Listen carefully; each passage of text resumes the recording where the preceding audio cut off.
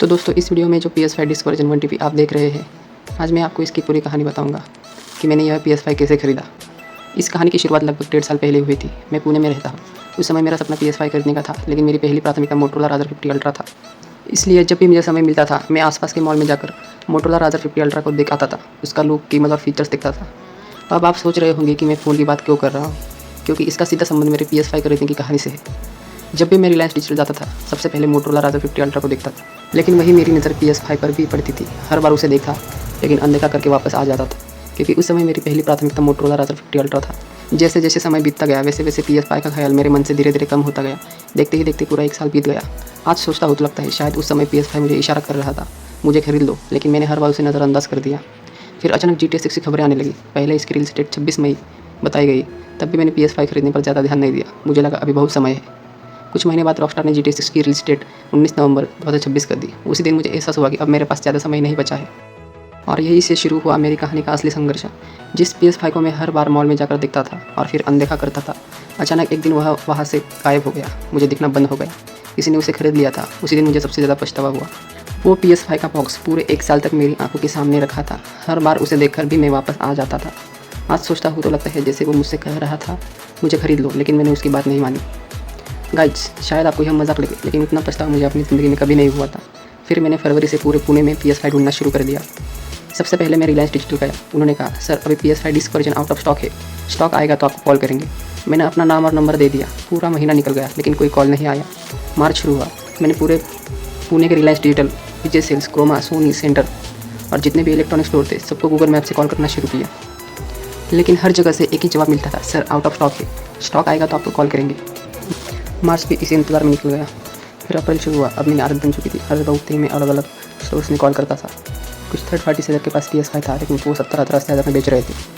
मैंने पहले ही तय कर लिया था कि मुझे PS5 ऑफिशियल प्राइस पर चाहिए, इसलिए मैंने किसी का ऑफर स्वीकार नहीं किया। फिर एक दिन रिलायंस डिजिटल से कॉल आया।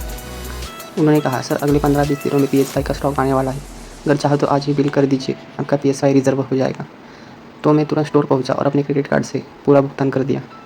उस दिन मेरी खुशी का कोई ठिकाना नहीं था। मुझे लग रहा था कि बस 15-20 दिन बाद मेरा PS5 मेरे हाथ में होगा, लेकिन 15-20 दिन बीत गए। मैंने बार बार कॉल किया और हर बार वही जवाब मिला, सर जैसे अपडेट आएगी हम आपको बताएंगे।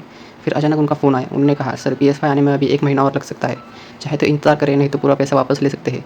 मैंने कहा मैं इंतज़ार करूँगा, लेकिन सिर्फ 2 दिन बाद फिर कॉल आया, सर अपना पूरा पैसा वापस ले जाइए, अभी कुछ भी कंफर्म नहीं है PS5 मिलेगा या नहीं। मैं स्टोर गया और मेरा पूरा पैसा वापस लेकर घर आया। दोस्तों सोचने वाली बात यह है कि 2020 में लॉन्च हुआ एक प्रोडक्ट आज भी इतनी डिमांड में था कि स्टॉक मिलना मुश्किल हो रहा था। 26 जून 2026 को पैसे वापस मिले, लेकिन मैंने हार नहीं मानी। अगले ही दिन मैंने फिर लगभग 50 जगह फ़ोन किए। किसी ने कहा 5,000 देकर बुकिंग करो, 7-8 दिन में मिल जाएगा। किसी ने कहा 1 महीने बाद आएगा। कुछ लोग PS5 के साथ ज़बरदस्ती एक्स्ट्रा कंट्रोलर और गेम खरीदने की शर्त रख रहे थे। अब मैं पूरी तरह परेशान हो चुका था। तब मैंने सोचा कि सिर्फ पुणे में क्यों ढूंढूं। मैंने आसपास के दूसरे शहरों में भी कॉल करना शुरू किया। एक सुबह मैंने दूसरे शहर के सोनी सेंटर में कॉल किया और व्हाट्सएप पर मैसेज भेजा, क्या PS5 डिस्क वर्जन उपलब्ध है? तो उनका रिप्लाई आया, यस अवेलेबल। मैंने तुरंत कॉल किया। उन्होंने बताया कि उनके पास सिर्फ 3 पीस अवेलेबल है। मैंने कहा, सर मेरे लिए 1 पीस रख दीजिए, लेकिन एक दिक्कत थी, मैं पुणे में था और दुकान लगभग 400 किलोमीटर दूर थी। उन्होंने कहा, सर आज ही लेकर जाइए, किंतु किसी जान पहचान वाले को भेज दीजिए। फिर मुझे याद आया कि मेरे दोस्त का एक दोस्त उसी शहर में रहता है। मैंने उसे मदद मांगी। उसने तुरंत हाँ कर दी। वह सोनी सेंटर गया, PS5 देखा, मुझे वीडियो कॉल की और कहा, सब ठीक है, पेमेंट कर दो। मैंने उसी समय 4,990 का पूरा भुगतान कर दिया। बिल मेरे नाम से बना और वह PS5 अपने घर ले गया। अगले दिन उसने PS5 को बहुत अच्छे से पैक किया और ST पब्लिक ट्रांसफर के जरिए पुणे भेज दिया। मैं ST स्टैंड पहुंचा और वहाँ से अपना PS5 का बॉक्स लिया।